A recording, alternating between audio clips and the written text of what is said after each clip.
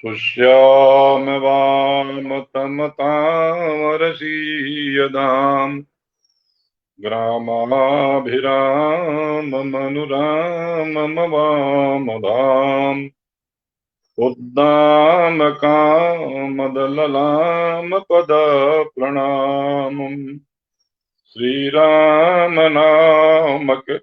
मनामयमानमामः कोशेयपीतसाम्राज्यमर्पयति भक्तिलभोऽप्युदग्रम् प्रेम्णा प्रदर्शयति पादसरोजशोभाम् विघ्नान् निवारयति या भजताम् समन्तात् सा जानकी विजयताम् कुलदेवतानाम्।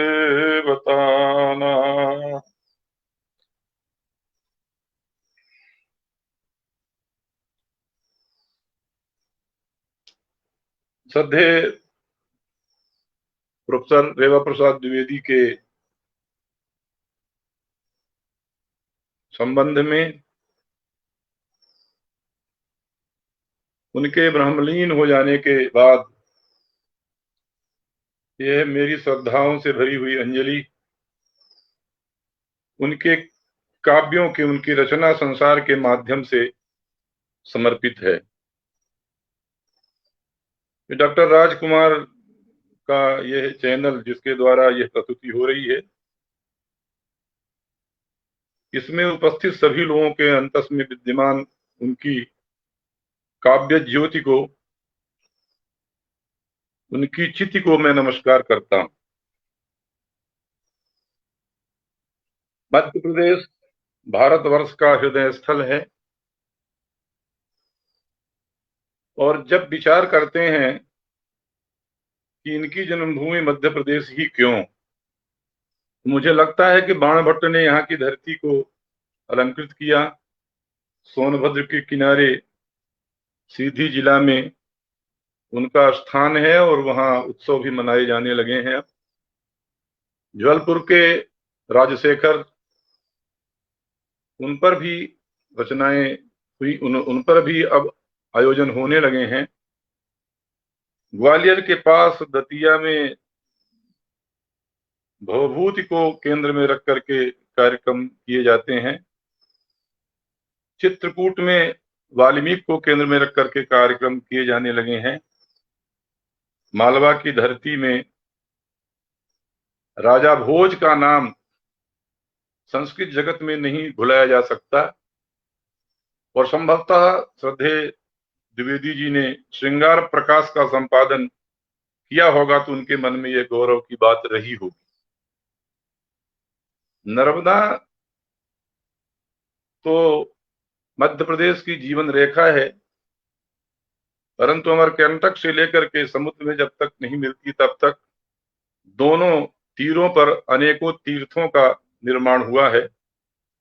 और इसी नर्मदा के किनारे उन दिनों का जिला सीहोर में आने वाले नादनेर नाम के गांव में पहली श्वास श्रद्धेय द्विवेदी जी ने लिया। और मुझे ऐसा लगता है कि नर्मदा का निरंतर जो प्रवाह है, इनके बौद्धिक सत्व में कहीं न कहीं इन्हें उद्बुद्ध करता रहा होगा कि नर्म के लिए, सुख देने के लिए नर्मदा जैसे बहती है, वैसे इनकी जो काव्य की सरिता है और ज्ञान की जो सरिता है वो प्रवाहित होती रहे। अनेकों लोगों ने व्याख्यान में इनके जीवन चरित्र के विषय में बहुत बातें कह भी दी होगी। इतना संकेत करना इसलिए आवश्यक मैं समझता था कि मुझे स्वयं ये गर्व था, ये गौरव था कि उनकी जन्मभूमि मध्य प्रदेश की धरती है और जाकर के जो विद्या का केंद्र है काशी में उन्होंने अपने विद्या को परिष्कृत किया और विद्या दान भी किया, विद्या का प्रचार प्रसार भी किया। हम लोगों को जहां ये लगता है कि हमारे रेवा प्रसाद जी है, वहीं बनारस को लगता है कि हमारे रेवा प्रसाद जी हैं, और वहीं सारे संसार को लगता है, उनके काव्याधीतियों को लगता है, शिष्योपशिष्यों को लगता है कि वो हमारे गुरु जी। इसलिए वो श्रद्धा के भाजन है कि उन्होंने देवभाषा को, देवभाषा की सेवा की, और उनके चित्त में, उनके अंतरंग में देवभाषा का स्वर, वह विमल स्वर सदैव प्रवाहित होता रहता था। मुझे लगता है इसीलिए इस उम्र में भी वो रात को 1 बजे 2 बजे तक केवल चिंतन करते थे शास्त्रों का, और सुबह ब्राह्म मुहूर्त में उठ करके फिर भी उसी चिंतन में लग जाते थे।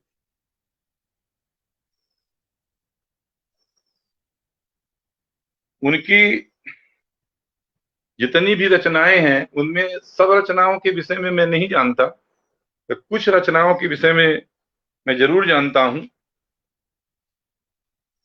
और उनको केंद्र में रख करके कुछ बात मैं जरूर कहना चाहता हूं। उत्तर सीता चरितम सब लोगों ने चर्चा की होगी। मुझे भी ये लगता है कि जो वर्तमान युग में जब कवि रचना करता है, तो पात्र उसका जो भी हो, लेकिन युग की छाया उस पर पड़ती ही है।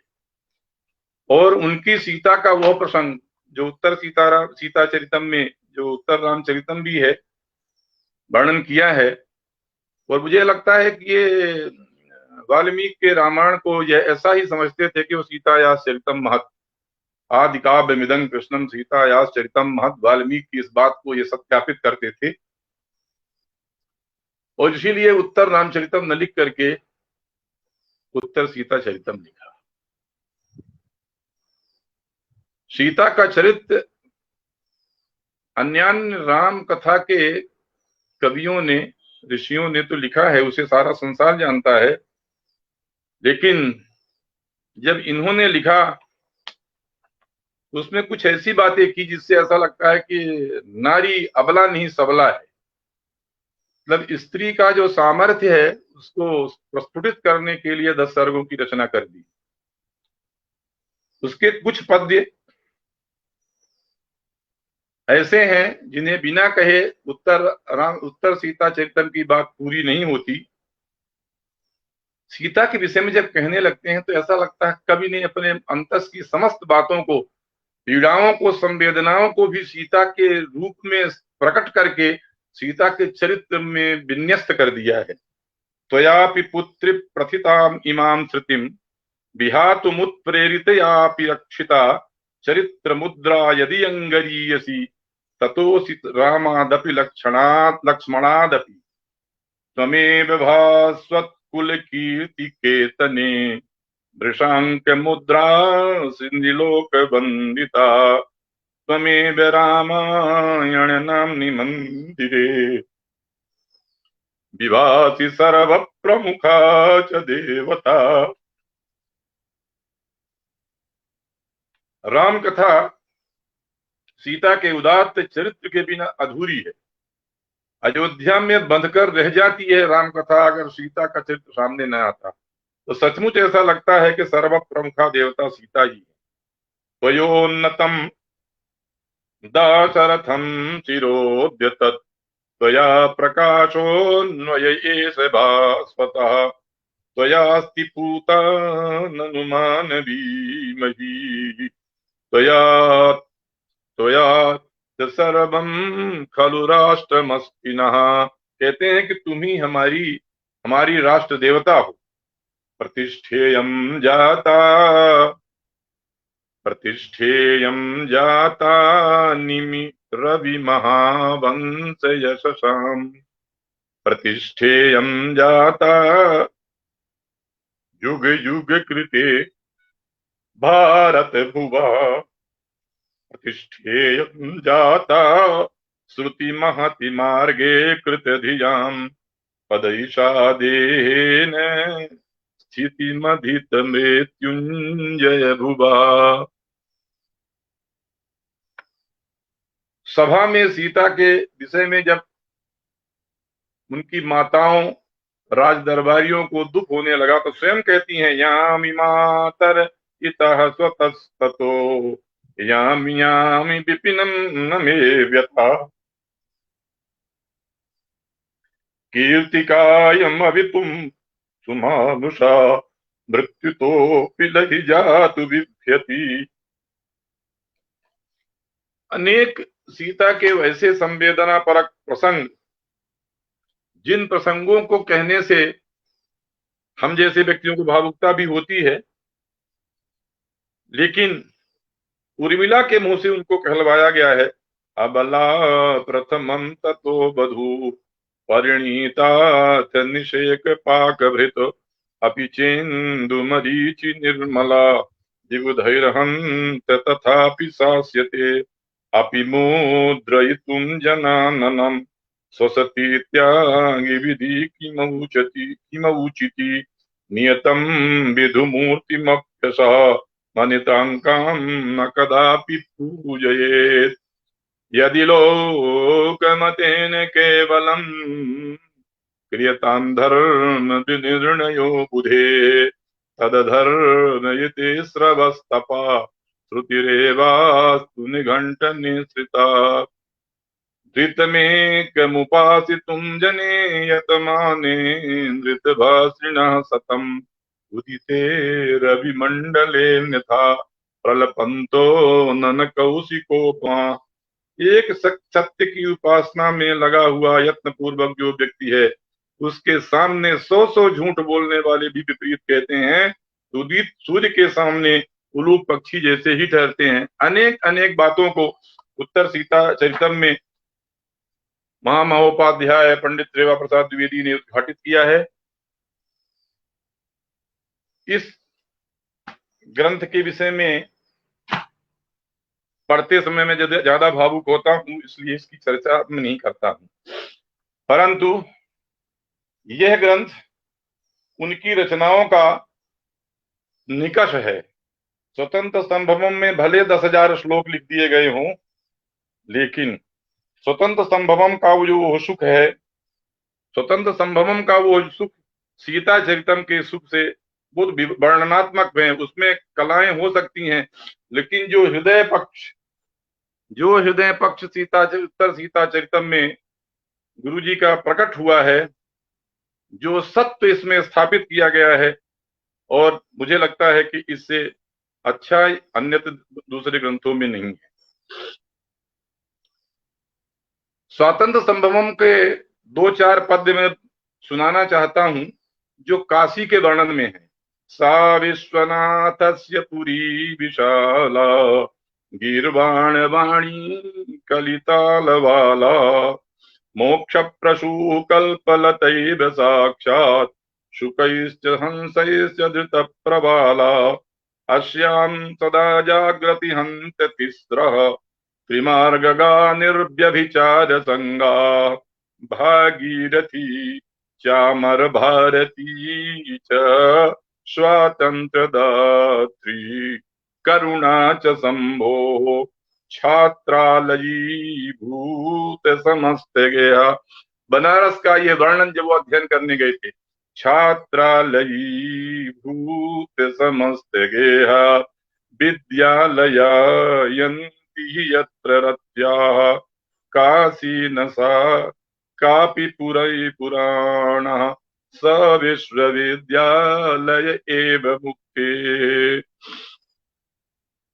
स्वातंत्र संभवों में एक जगह भारत देश को भी विष्णु के समान कह दिया है। तुलसी और विष्णु, वो वाल्मीकि ने तो कहा ही है, वाल्मीकि रामायण में कहा ही है कि हिमालय और समुद्र, इन दोनों के बीच में जो देश बसता है वो भारत है, और वही जो है वो राम है। समुद्र गांभीर्य धैर्येण हिमवानिव कहा है। तुलसी ने भी हिमगिरि कोटि अटल रघुवीरा सिंधु कोटि सत्सम गंभीरा कह के ऐसा लगता है कि अपने राम को परिभाषित किया है।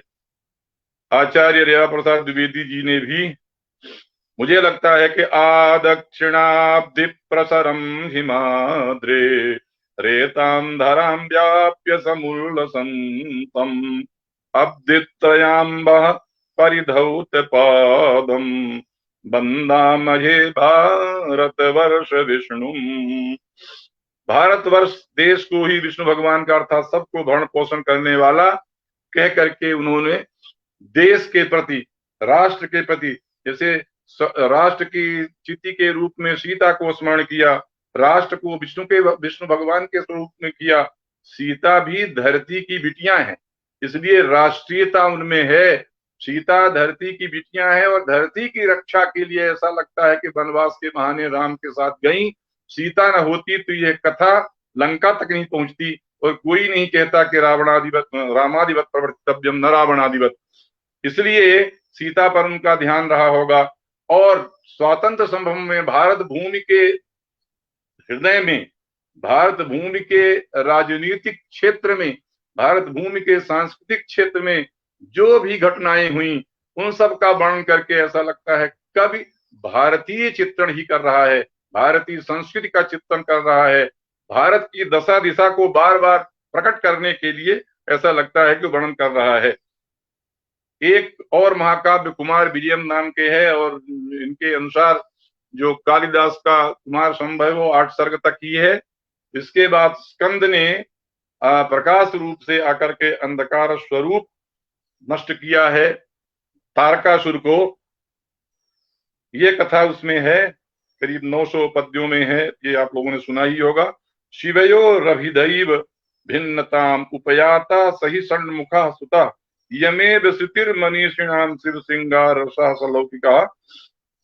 21 खंड काव्यों का निरूपण, 21 खंड काव्यों का इन्होंने वर्णन किया है।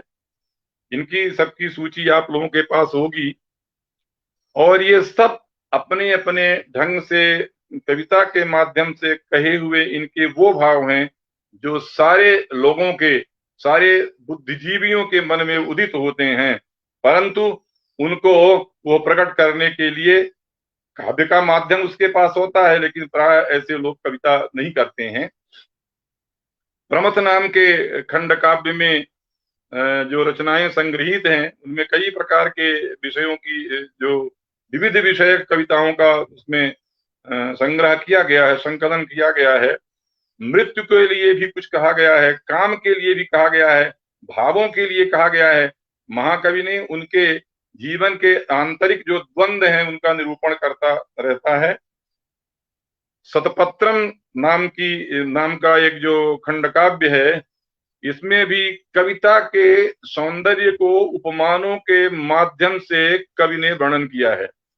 एक बड़ा विचित्र काव्य रेवा भद्र पीठम है, जिसको रचना किए बिना इनका मनस्तोष नहीं हो रहा होगा, क्योंकि कवि जहां जन्म लेता है, जहां शैशव बीतता है, उसकी चिति में, उसके अंतस में वो सारे वातावरण गुंजायमान रहते हैं। इसको प्रकट न करके उन्होंने रेवा भद्र पीठ नाम से इसका रचना किया। और नर्मदा जी की जो पवित्रता है, नर्मदा के किनारे की जो पवित्रता है, नर्मदा के किनारे में लोगों के द्वारा जो श्रद्धा भाव उड़ेल दिए जाते हैं, उन सब का वर्णन करते हुए नर्मदा के क्षेत्र को तीर्थ रूप में प्रकट किया है। तीर्थायते न खलु केवलमम्भयेव पात्रम न वा न च तटं सरितां श्रुतीनां तत्तीरगा जनपदा जनतास्तदीया जीवातवश्च नरतीर्थयितुं क्रमन्ते। आज भी कौन ऐसा व्यक्ति है जो नर्मदा में स्नान करना नहीं चाहता होगा? और यहाँ तो नर्मदा के किनारे रहने वाले लोग नर्मदा की परिक्रमा करने वाले लोगों के पुण्य से आप्लावित रहते हैं। आज भी अनेकों लोग रंक से राजा तक नर्मदा की परिक्रमा करते नहीं गाते हैं। तो रेवा भद्रपीठम एक मतांतरम है जिसमें उन्होंने व्यंग्य किया है और उन्होंने कहा है कि रावणादिवत प्रवर्तितव्यम न रामादिवत अहमस्मि मतांतरस्य गाता ननु पौलस्ति बधोस्ति राम दोषः क्वनुदानो वंश सर्वनाशः क्वच पत्न्या पुनराप्तिरिन्द्रियार्थः। यह कहते हुए इन महापंडित ने इस प्रकार का निवेदन करने का प्रयास किया है कि आज के युग में, वर्तमान संदर्भ में जो सही है, जो हमारी सदाचार सनातन परंपरा है, उस परंपरा को न्यक्कृत करते हुए, न्यक्कार करते हुए, अस्वीकार करते हुए लोग उल्टी परंपरा को स्वीकार करते हैं और उन्हीं को माना जाता है कि वह उनको तमाम उसमें प्रकाशित भी किया जाता है और उनको लोग बड़े उत्साह से सुनते भी हैं। इसलिए मुझे लगता है कि उन्होंने इस प्रकार का शकटारम, यह दक्षिण अफ्रीका राष्ट्र के नेल्सन मंडेला के संबंध में ये का लघु काव्य है। सुगतो ब्रवीति, भारतवर्ष के भगवान बुद्ध तालिबानियों के द्वारा जब धराशायी कर दिए गए, उनकी प्रतिमा को तोड़ डाला गया, तो कवि के हृदय में जो हलचल हुई, उस कवि ने अपने सुगतो ब्रवीति नाम के 117 पद्यों में लिख दिया, भगवान सुगतो ब्रवीति कंठ ध्वनि मुदवास्य तु मौनिना स्वरेण सुनते तदिदम सनातनोयम वचनम तस्य महात्मनः तदित्तम। ऐसा कह करके उन्होंने क्या कहा होगा, इसको उन्होंने अपने ग्रंथ के माध्यम से, रचनाओं के माध्यम से प्रकट किया है। एक और खंड काव्य, मुगलों के जो कन्याएं होती थीं, उनका विवाह नहीं होता था, वो उनके भोग के लिए उपस्थित रहती थीं, इसलिए वो कुमारी रह के ही बुढ़ी हो जाती थी। उनके विषय में भी 129 पद्यों में इन्होंने लिखा, आई मानव देह वल्लरी त्वं प्रथिता च प्रथिता च पुष्पिता च त्वयि किंतु कुतोपि दिग्विभागात् निपतत्यत्य मधुव्रतो न कस्मात्। ऐसा ये भी व्यंजना है, व्यंजना के माध्यम से उन वृत्तियों पर कहा। सरशैया, यह खंड काव्य भीष्म पितामह के जीवन को आश्रय लेकर के लिखा गया है। इसमें भी 100 से अधिक पद्यों का संकलन किया गया है। अमेरिका के लिए भी करीब 250 पद्यों की रचना की गई है। एतत्तु याचामहे, ऐसा करके 55 पद्यों को लिखा। विधेर होमो निषेधानले, ऐसा कह करके 20 पद्यों की रचना की गई है। ये सब छपे हुए हैं। यद्यपि हमारे पास इनकी प्रतियां नहीं है, इनके विषय में इसलिए ज्यादा मैं बातें नहीं कर सकता हूं। आई शकुंतिके, आई शकुंतले, ऐसा करके भी इन्होंने 124 पद्यों में शकुंतला के विषय में, शकुंतला का जो जीवन कंठ का कीर्ण था, उस जीवन का वर्णन किया है। परिताप प्रिय एस कविंद्रो यदिवा प्रणय जनेषु निबंध त्वयि कथाम प्रकरुणाम हंत हंत निर्व्यथा निर्व्यथकाम। नील नदी जो अमेरिका में बहती है, इनके जानते हैं आप सब लोग, इनके ज्येष्ठ पुत्र डॉक्टर सर्वज्ञ द्विवेदी वहां हैं, और वहां के प्रवास के समय इन्होंने नील नदी देखा होगा, और नील नदी के ऊपर भी इन्होंने 242 250 पद्यों की रचना खंड काव्य में की है। अवदान काव्यों का भी इन्होंने वर्णन किया है। इसमें अवदान हरिहरावदान काव्य स्वामी कर्पात्री जी को केंद्र में रख करके लिखा गया है। रत्न स्वरूपावदान काव्य भी द्वारका शारदा पीठ जो स्वरूपाचार्य जी हैं, उनको केंद्र में रख करके लिखा गया है। और जयेंद्र सरस्वती पादावदान काव्य जयेंद्र सरस्वती जी को केंद्र में रख करके इन्होंने लिखा है। हरिहरावदान काव्यम का एक पद मैं सुनाना चाहता हूं। मूकावाणी शिव रसमयी रास लीला विलीना जाता सर्वा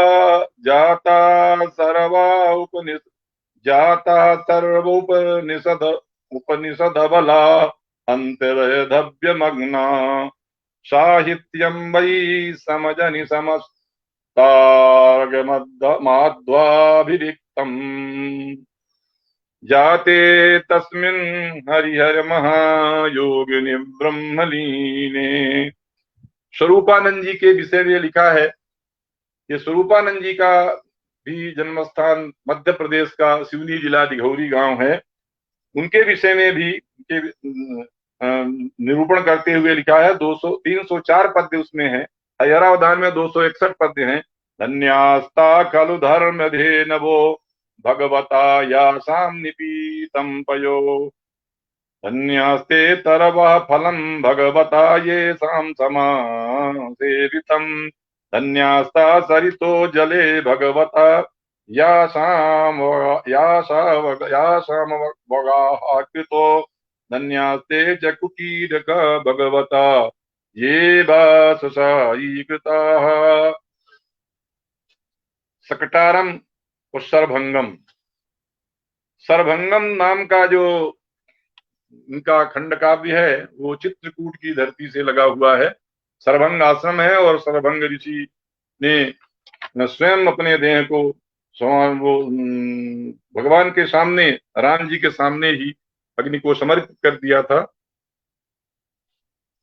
इसके वर्णन करने के समय में चित्रकूट को रामगिरी ऐसा उल्लेख, रामगिरी ऐसा कथन गुरु जी ने किया है कि यही रामगिरी है।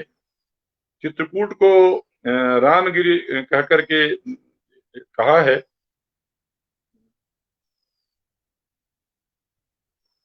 उसके भी मैं पद्य उपस्थित करना चाहता हूं। बहु गिरिरे बस राम शब्द पूर्वो बहुभूमि खलु यद विमान अपरो जन को विदेह राजा सरभंगो भगवान कला नदीशा। ये रामगिरी कालिदास ने किसको माना था, ये प्रसंग तो विद्वानों के लिए है, लेकिन मुझे ऐसा लगता है कि रामगिरी के नाम से चित्रकूट का वर्णन कई बार किया गया था। इनके जो नाटक हैं वो भी यूथिका, सप्तर्षि कांग्रेस, ऐसे दो नाटक की कृतियां हैं।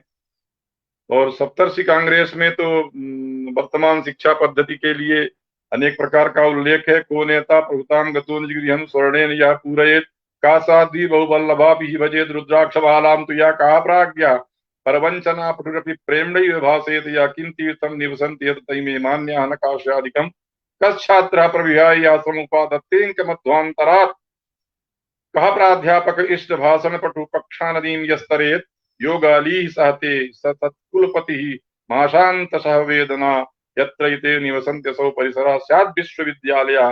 ये जो दंदशूकों के समान से शिक्षा क्षेत्रम राजनीति तटस्थम यदवा मंत्री भूमिपाला तटस्थः यस्मिन् राष्ट्रे दंदशूका ही तत्र हारायन्ते दंदशूकान्तिहाराः।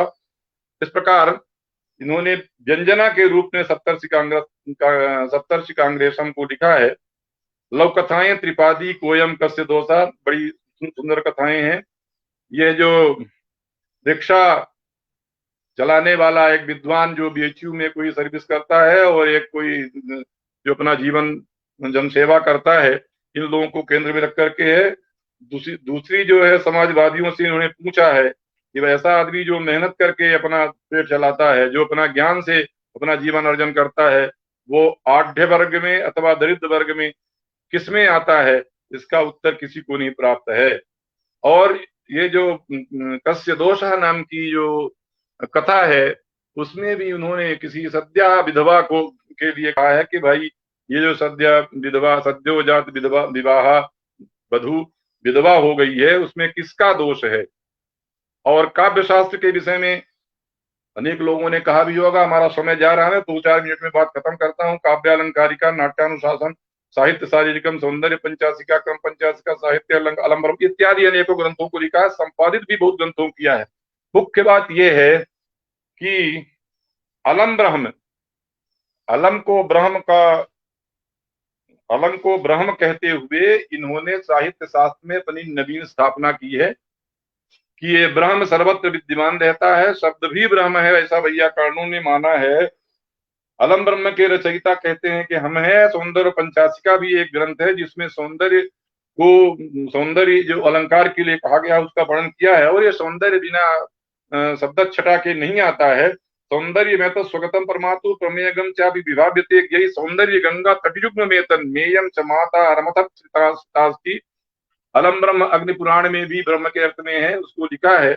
और जो इन्होंने संस्कृत शास्त्र का आलोचनात्मक इतिहास लिखा है, उन तमाम साहित्य शास्त्रियों के लिए इन्होंने अपनी बात कहने से कभी संकोच नहीं किया है।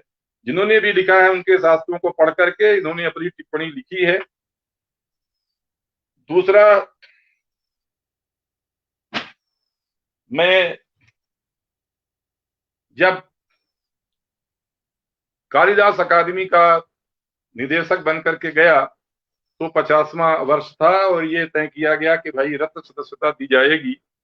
तो मैंने सभा में कहा कि पहला नाम तो इन्हीं का है, यही इसके पात्र हैं, और रत्न सदस्यता के लिए इनका नामांकन किया गया। रत्न सदस्य ससम्मान सदस्यता इनको ससम्मान दी गई। और दूसरा एक और नाम था जो आए नहीं, उनको प्राप्त नहीं हुई,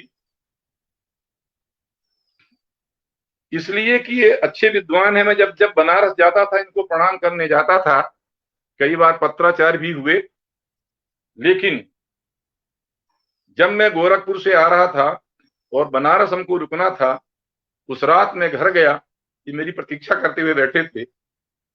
रात को 2:30 बजे तक सत्संग हुआ, शास्त्र सत्संग होता रहा। सुबह उठ करके फिर लिखने बैठे। इन्होंने हमसे कहा कि मेरी जो कालिदास ग्रंथावली छापोगे? हम कहा छाप देंगे।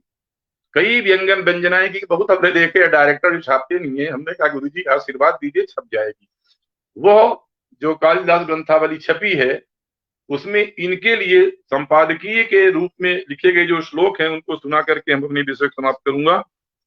ये आधे घंटे में पंडित रेवा प्रसाद द्विवेदी के जो विषय में कह करके उनके प्रति श्रद्धांजलि नहीं समर्पित की जा सकती है। ऐसा लगता है उनके ग्रंथों का आरोहण करना चाहिए।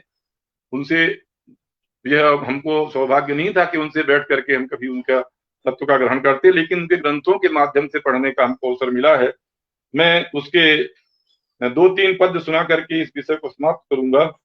रेवा प्रसादम मिथिला प्रसादो, रेवा प्रसादो मिथिला प्रसादम, प्रामाणिकं पश्यति कालिदास, साहित्य कोशे यदि वा कृपैषी, कृतार्थतामद्य गता स्मदीया, संस्थायया काशी सरस्वतीयम्, श्रीकालिदासा परिणाम भाजः, श्रीकालिदासस्य महाकविर्नः, अत्रानुवादः खलु यः स चापि, कृतः स्वयं हन्त सनातनेन, जानात्यसौ वाक्य विधान शास्त्र, सीमानमेतस्य धरातलस्य, समाश्रितं मूलमिहानुवादे, निर्धारितं यत्तपसा स्वयं हि, मूलाभिशुद्धामनिव अनुवाद कार्यं, पाणिग्रहो यक्ष्मनिपीडितस्य, यो नाट्यशास्त्रं सम्पादयच्च,